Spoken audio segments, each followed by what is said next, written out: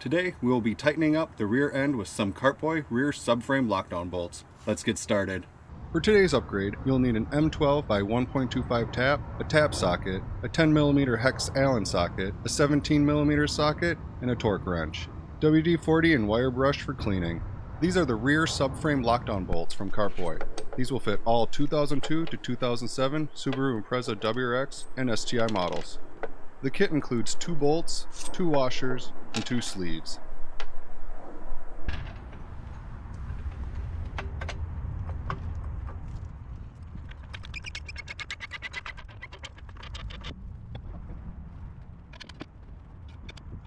After jacking up the car, you'll find the rear subframe.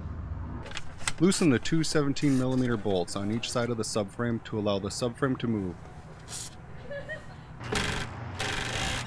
This allows better alignment of the thread holes that the lock bolts will go into. There's usually debris from driving in the thread hole.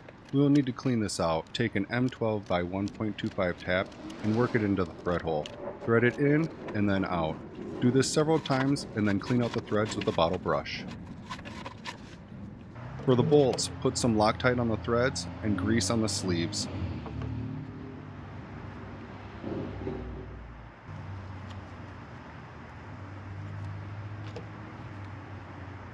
You may have to shift the rear subframe to align the thread hole. Tighten the 17mm bolts to 96 foot-pounds of torque and the center to about 30 to 40 foot-pounds of torque. Now for the other side, just rinse and repeat. Let's test it out. The car definitely feels more solid. The back end sways less and is much tighter than before. And that's the difference 2 bolts can make. If you found this video useful, give this video a like and subscribe for more Subaru content. I'll see you in the next one. Bye.